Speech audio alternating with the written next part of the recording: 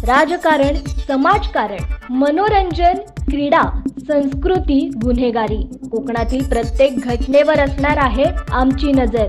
Konkan times news, तुमच्या हक्काचं बातमीपत्र। कोकणातील शिमगोत्सव हा संपूर्ण जगामध्ये प्रसिद्ध आहे। वर्षभर ओसाड पडलेली गावं शिमगोत्सवाच्या निमित्तानं गजबजलेली पाहायला मिळतात। सह्याद्रीच्या पर्वतरांगांमध्ये वसलेल्या रायगड जिल्ह्यातील पोलादपूर तालुक्यातील पळचिल ग्रामपंचायतीच्या हद्दीत असणाऱ्या खडकवणे शिमगोत्सव उत्साहात साजरा करण्यात आला। या निमित्तानं विविध शैक्षणिक, क्रीडा आणि सांस्कृतिक कार्यक्रमांचं आयोजन खडकवणे ग्रामस्थ मंडळ मुंबई पुणे यांच्यामार्फत राबवण्यात आलं। डिजिटल शिक्षणाची गरज लक्षात घेऊन पळचिल ग्रामपंचायतीच्या हद्दीत असणाऱ्या स्वर्गीय Shantaram Shankar Jadhav new English school Palchil या शाळेला खडकवणे मुंबई ग्रामस्थ मंडळामार्फत 2 संगणक, मॉनिटर आणि 1 कलर प्रिंटर भेट देण्यात आला।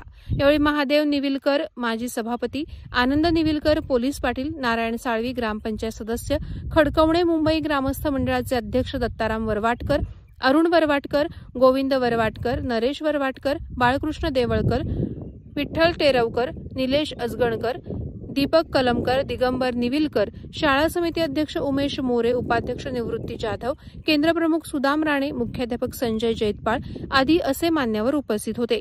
युवा पिढीला एकजूट संघटित करण्यासाठी खडकवणे गाव अंतर्गत भव्य दिव्य अंडरआर्म क्रिकेट स्पर्धेचं आयोजन अमित मांडके, शुभम निविलकर, अभिजित निविलकर, खडकवणे ग्रामस्थ मंडळ मुंबई पुणे यांच्या वतीने करण्यात आलं। श्री भैरवनाथ प्रसन्न हा संघ क्रिकेट स्पर्धेचा अंतिम विजेता ठरला। खडकवणे गावामध्ये दिनांक शनिवार 22 मार्च 2025 रोजी दुपारी 8 गाव भैरवनाथाचं आगमन झालं। अतिशय आनंदानं, उत्साहानं, ढोल ताशांच्या गजरात, लेझिमच्या चालीवर, फटाक्यांच्या आतिषबाजीत खडकवणेकरांनी त्यांच्या लाडक्या श्री भैरवनाथाचं गावात स्वागत केलं।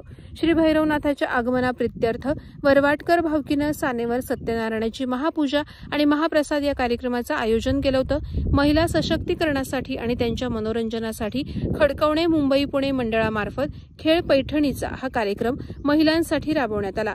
यामध्ये 150 महिलांनी या कार्यक्रमामध्ये सहभाग नोंदवला। प्राजक्ता आदिनाथ निविलकर अंतिम सामन्यात यावर्षीच्या पैठणीच्या मानकरी ठरल्या।